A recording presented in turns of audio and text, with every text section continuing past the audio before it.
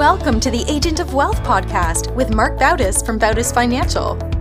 In this podcast, Marc helps guide you towards financial freedom, ensure you never run out of money, and create a balance in life that prioritizes what is most important to you.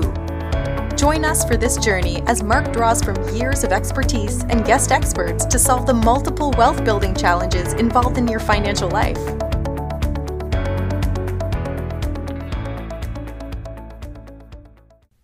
Welcome back to the Agent of Wealth. This is your host, Marc Bautis. On today's show, I'm joined by a special guest. Spencer Sherman is the founder and former CEO of Abacus Wealth Partners, author of The Cure for Money Madness, and a public speaker renowned for his mindfulness-based approach to money. Spencer leads guided meditations on money, participates in transformative events, and attends several week-long silent meditation retreats each year. He's transformed the lives of his clients and helped them achieve financial success. Today he's joining us to discuss the concept of money madness and how we can break the taboo around money. Spencer, welcome to the show. Oh, it's so wonderful to be here. Thanks for having me. Great. In your book, The Cure for Money Madness, you explain how money madness comes from unproductive messages that we all hear about, such as it takes money to make money, paying rent is just throwing money down the drain, or don't talk about money. How can we challenge those and even stop spreading those types of messages? Well, the first thing is to gain awareness of these beliefs that we take on early, when we're 3, 4, 5, 6, 7, 8 years of age. And what's curious about the beliefs we take on is that we can have a sibling close in age, and sometimes that sibling experiencing the same financial conversations or lack of financial conversations at home will have the opposite money belief. Like I have these two sisters as clients, and one sister says, because of the Holocaust that my family experienced, I know that anything could happen at any moment, so therefore I'm all about saving money. The other sister says, because anything can happen at any moment, I'm all about spending money. Right. So we can develop these beliefs as to what's a rational response to these emotions that we feel when we're young and the abstract nature of money, very much to a young person. That combination of it being abstract and it's emotional, and we feel the emotion, we sense our parents' emotions around money, all that combination kind of often locks in belief in our brain. So the first step is gaining awareness of it. And then what I say is let go of trying to get rid of the belief. I haven't gotten rid of my beliefs, so I don't even know if that's possible. But what you can do that's, I think, or maybe even more powerful, is to loosen the grip on that belief, to not believe it so wholeheartedly, to sort of let in some other possible beliefs, and just recognizing that we in some ways interpret our family's messages to us, that example I gave of the two sisters. And if we can start to open up to other ways of looking at money, like trying on a belief that's the opposite of the belief we were raised with, that can help us soften our relationship to these beliefs. And that's all you need. If you can soften the relationship, like for me, my belief growing up was money's more important than anything, which got me in a lot of trouble, Marc. I mean, it led me to do impulsive investing. It led me to run into a building that was unsafe to retrieve a worthless laptop. I mean, I did a lot of crazy things for money, and that belief still arises in my mind, but I no longer am fixated on it. It's taken some compassion towards myself because I was so locked into that one belief. Is there a certain age you think where people are capable of the awareness of their beliefs and how they grew up and how they're thinking about money, right? Because you're thinking of it, you're younger, that's when these habits, that beliefs start forming, but you're probably not capable at that time when you're that young to even realize it. It's later where you have to go back and kind of figure it out, which makes it challenging to do. Yes, it does. But that's when we have the awareness, the wisdom to actually see, like we can become the adult. And this is where what's fascinating about money, and I've seen this even amongst financial experts, even my colleagues from business school, fellow MBAs, we are so gripped by these messages, we don't know that we have these money beliefs. We just think we see it all objectively. I didn't realize I had a belief that money is more important than anything, until I started doing all the speculative investing, until I ran into that building that was on fire. It takes gaining this awareness. One of the images that came to me that sort of really helped me with this is the image of an iceberg. The tip of the iceberg, you can think of the tip, what's visible as all the things we think about with money, like investments and taxes and 401k plans and budgeting and mortgages and insurance. That's what we focus on. We think that's the whole picture of money, but we forget there's this submerged part of the iceberg, and that's where our fear and anxiety is. That's where these fixed beliefs lie, and those are the things often driving the iceberg, or in this case, driving our money behavior. So if we can gain that awareness, like right today, you're making a money decision, or you're about to buy a house or sell a business or invest in some mutual fund, just become aware that there's a part of you that's doing that for rational reasons. That's the tip of the iceberg. And then there's a part of you that's probably doing it for some emotional reasons, like maybe the anxiety, if I don't buy this house, I'll never be able to buy a house. And to just recognize that doesn't mean you don't buy the house, but you hopefully do it for more logical reasons than because of the fear that there will never be another house available. When someone goes through that exercise of becoming aware of their money beliefs, how do they then separate? Some of the beliefs might actually be positive, might be good, versus the ones that are causing anxiety or causing stress or causing them to make negative decisions. How do they go about grouping them or looking at them? Yes, well, certainly if there's a belief that's just serving you with your life, I mean, sometimes we could even be deluded with that, because sometimes savers will think that a belief that I should save everything is serving me until they get to be 90 years old and realize, oh my God, I could have lived such a richer life all those years. But in general, I'd say that focus on the beliefs that are causing you some stress. What's the belief that keeps you checking the market every moment? What's the belief that has you buy things online that you don't need? What's the belief that keeps you from being able to go to your boss to ask for a raise or talk to your spouse about your finances? Those are the beliefs that we're after, the ones that are shutting you down, that are leading you to do impulsive behavior with either spending or investing or putting things on credit cards. Those are the ones we want to focus on. And yeah, if there's a belief that you have about money, like, I think money is wonderful and it's great to be generous with money and it's not causing any stress for you, I'd leave it alone. Don't worry about that one. Another concept from the book that I really enjoyed was you talked about how small and boring can help you outperform the top investors without, like you said, watching the market every single minute. Can you talk a little bit about your thought process here? Yeah, so what's interesting about the investment world is something that I think we're so fortunate to have these conditions in the investment world, because I think it's unlike any other field. Because what we find in the investment world is that you can look at a lot of data and you don't necessarily know if things are going to repeat themselves. There's no guarantee, of course, but the investment markets have been incredibly consistent over time.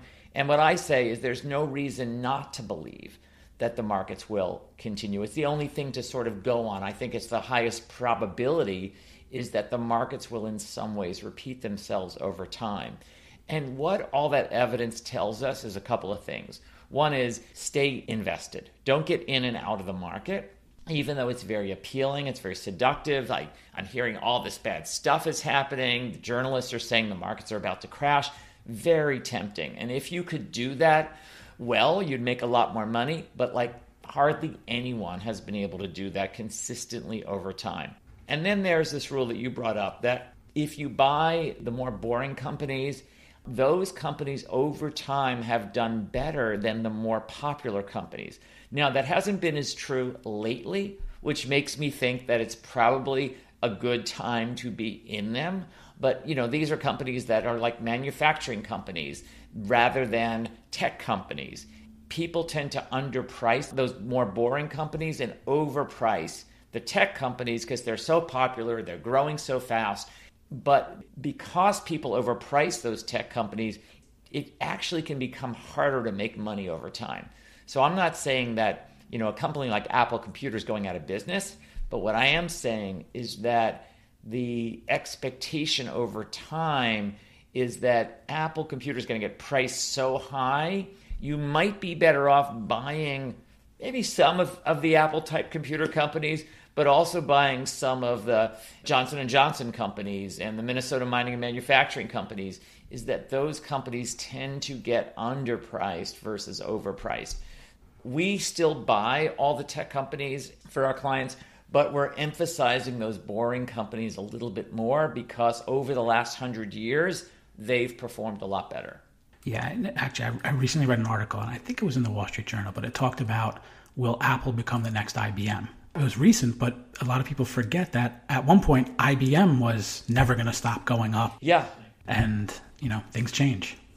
Things change, and of course, and it's sort of obvious that when a company becomes so big and owns more and more of the market share of that market, how much more can it grow? There's a limit, of course, to the number of people that Apple Computer can sell new iPhones to. But, it doesn't mean they can't still grow. They might figure out new products, new services or something. So I'm not saying that they won't be successful. But these kinds of companies, they're like the A-plus student. The A-plus student has to do so exceptionally well for people to feel good about that A-plus student, 6 months from now. I'm saying put some money in the A-plus student, but also put some money in the B student that doesn't need to do as well to look good. Right.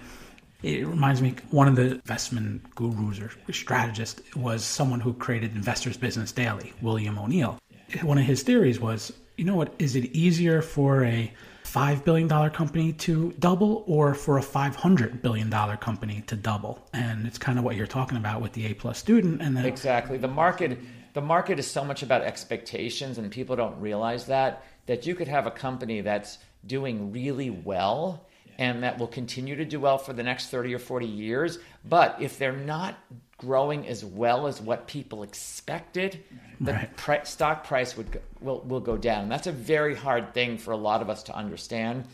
The good news about investing is the New York Times had an article recently that the people who know less about investing tend to do better. And what they called out in this article is women perform not just better than men, but much, much better than men. And their theory is that women follow the simple rules of investing, whereas men, they're know-it-alls a little bit more. They think they know what the future is going to bring, and they tinker with the portfolio. And that tinkering, that getting in and out of the market, changing mutual funds and stocks, that ends up eroding your returns over time. Yeah. Actually, there's a Fidelity study, I think, that said the people who do best in their 401ks are ones that have either died or have lost their password to their online portal. Yes, so well said. One of the questions I often ask clients when I take them on or friends is, how often do you check your portfolio or the stock market? Because the more often you check it, the more conservative your allocation needs to be, because you're going to run for the exit signs if you're checking it every hour when the markets go down. If you check it once a quarter, you're not going to feel as much of that volatility. Daniel Kahneman just did a study on that checking your portfolio actually costs you money, because he confirmed that people who check their portfolio more often have more conservative allocations. They have more money in bonds than they do in stocks. Makes sense, right? If you're seeing all that volatility every second, you're not going to be as adventurous as the person who says, oh, wow, over the last year, the market actually just went up a little bit. Like this year is kind of a crazy up and down kind of year, but over the year, markets are, likely to be up by the end of the year. Yeah, it just goes to show how much someone's mindset or their behavior really comes into play versus just, am I doing the analysis on this company's, revenue and net income and this, and really how... Isn't that what's so great about this field? If you're a beginner, all you need is basic financial knowledge in order to flourish with your personal finances. This is such a distinct field from like being a heart surgeon, where you need very advanced knowledge to be a decent heart surgeon. In this field, you can definitely be a good investor just by knowing a little bit and sticking to those basic rules. I think it's just fascinating. And like you're saying, that mindset, our emotional intelligence, I think that drives our financial success more than our financial knowledge. Yeah. Kind of on that, what are some of the other things that come into, what causes the fear, the shame, or other negative emotions that can cloud someone's financial judgment and cause them maybe to make the non-optimal decision? Certainly with investing, journalists do a great job of instigating fear in us, of triggering a lot of fear by saying the markets are about to crash. I mean, they can say these headlines without needing to be right. I mean, it just sells. It's more exciting than just saying that the markets went up again or the markets are boring. That's not going to sell anything. But if they say the market's going to crash next week, next month, all of that stuff gets us fearful. We are wired as animals, it's in our DNA for thousands of years. We are wired for survival. We're more focused on the saber-toothed tiger attacking us than we are on finding the next strawberry or place where we can get water, because if we miss the water opportunity, we don't die. If we miss the saber-toothed tiger, we die. So there's more focus with our finances on what could go wrong than what could go right. And that, unfortunately, is a major error that so many of us are committing, is like we'll stay out of the market and we'll say, when things go down, we'll often say, and I hear this myself too, I'm not exempt, I want to wait for things to settle. I want to wait for the market to start to come back before I get back in. What they're responding to is that fight-flight, that survival tendency that we have. And that no longer serves us in this current modern day world, especially with investing. We're actually better off going into the markets when the markets crash. That's an opportunity. Yeah. I know you're a promoter of this concept of enough. What is enough and how does it relate to money? Yeah, so our culture is so driven to accumulate more. I mean, John D. Rockefeller, the world's first billionaire, when a journalist asked him in 1916 for the definition of enough, how much is enough, he said a little bit more is his definition of enough. And I think that is still the culture. Like, we just want more of everything, more money, more time, more friends, more house. We're always going for more. On one level, there's nothing wrong with having intentions and goals. I mean, I encourage people to have outrageous intentions and goals in their lives. But it's this expectation that if I get more, my life will be different. So we're setting ourselves up for this cycle, this continual cycle of reaching for more. And in that reach for more, we're actually producing fear. We're in a place of scarcity, a mindset of scarcity when we're always going for more, because we're sort of saying to ourselves, like, we don't have enough. So what I'm saying, that when we're in this place where we can somehow find a way for our current finances to be enough, ironically, we're more likely to have more money in our lives because we're no longer in this place of desperation. Maybe this is easily understandable in the dating world. When we are desperate to find a new relationship, we're not very attractive. When we're at ease about it, but we have the intention, so we have the goal or the intention to meet somebody in our lives, but we're not fixated on it in this like life or death way, we're more likely to meet someone. It's the same with getting a job. I mean, it's like, who are you going to hire? The person who says, I desperately need this job, otherwise I'm going to be out on the street tomorrow, versus the person who says, I really want this job because everything you guys do is exactly aligned with my skills and background. That's the person you're going to hire, the person who's relaxed and at ease and feels that sense of enoughness within themselves. So enough is not just about money. It's finding this place of enoughness with who you are, with the time, not rushing from place to place so much and creating that sense of lack, that sense of scarcity within yourself. That's basically what our culture is about. I mean, that's what sells products. We're told that we're not enough, that we need to change.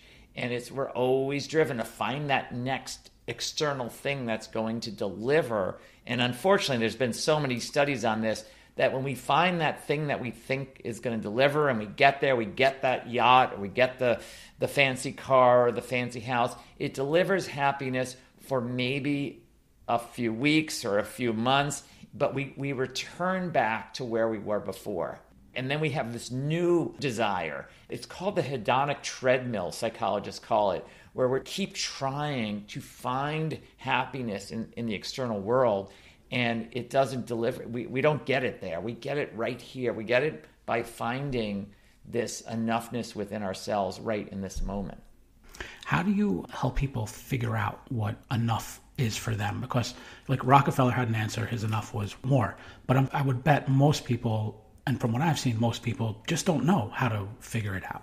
So there are some simple calculators in terms of the actual dollars. So I'm going to answer this question two ways. On a financial level, it is a great exercise to figure out how much money do you need to spend just to keep sort of the lights on. 3 meals a day, basic shelter, et cetera. What does that cost you? What's your minimum lifestyle that is going to deliver that basic level of satisfaction? From that number, you can subtract out Social Security. So let's say you need $100,000 a year to live a modest life on, and you're going to have $30,000 a year from Social Security. So you have a net need, let's say when you stop working, of $70,000. Or let's even make the numbers a little simpler. 100 minus 30 for Social Security leaves 70. And then maybe you do a part-time job, you do some consulting or something and earn another 20.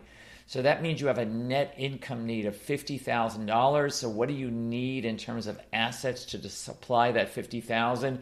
I usually say it's about 20 to 25 times that number of $50,000. So it's around about $1 million, $1.2 million, somewhere in there is what one needs if you have a net need of $50,000.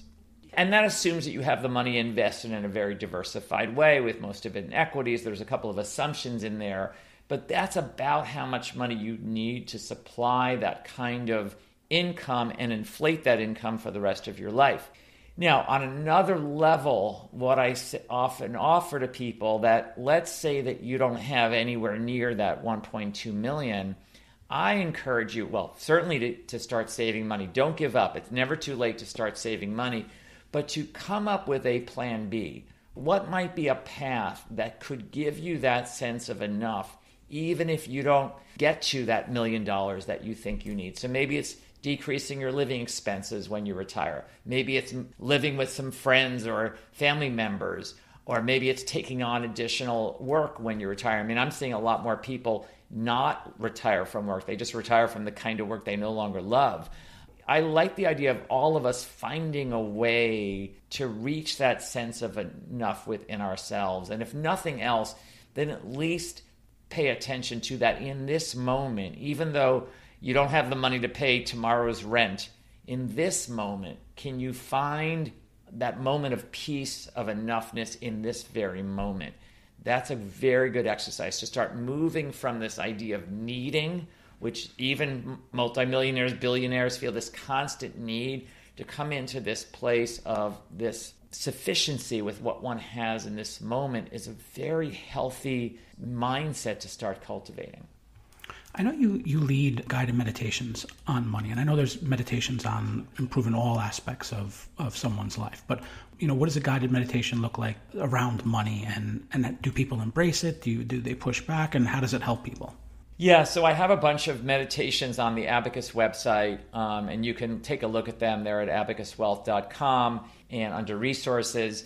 So one of the meditations is on resilience and equanimity, because with finances, things inevitably go up and down. But what's funny about us human beings is that when it happens, we go into shock mode. We're like, I can't believe the markets went down.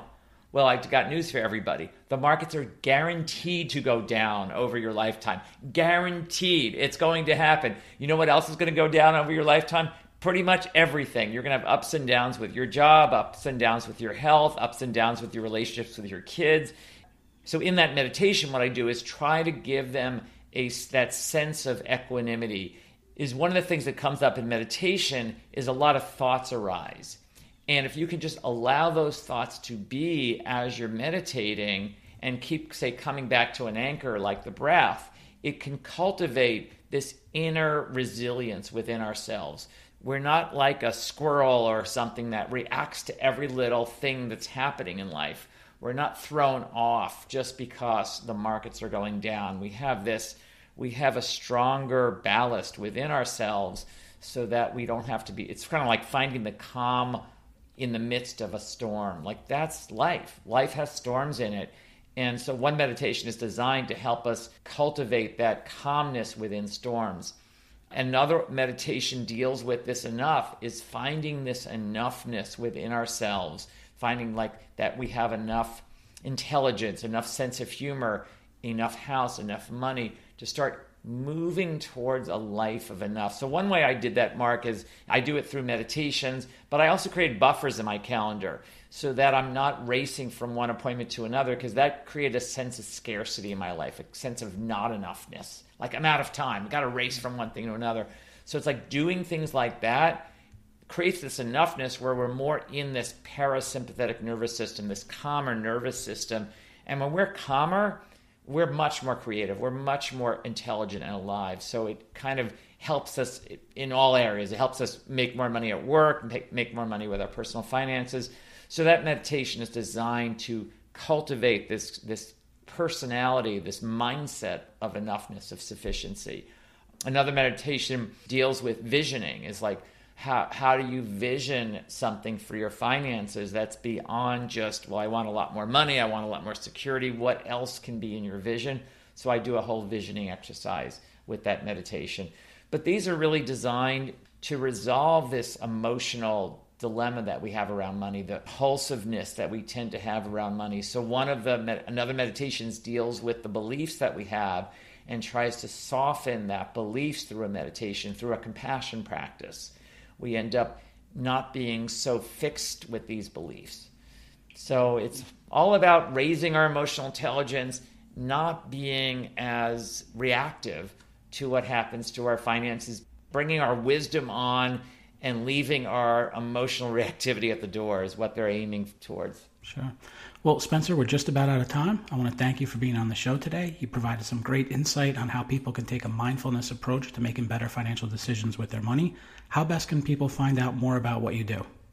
Yeah, so if this resonates with you, I've got a free set of resources on my website. It's spencer-sherman.com/free. spencer-sherman.com/free. You'll get a list of free resources.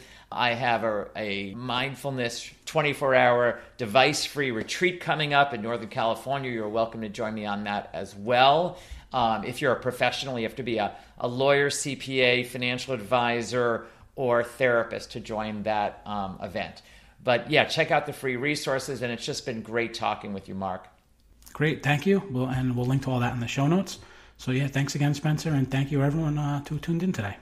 Don't forget to follow the Agent of Wealth on the platform you listen from and leave us a review of the show. We're currently accepting new clients, and if you'd like to schedule a one-on-one consultation with our advisors, please do so at bautisfinancial.com/call.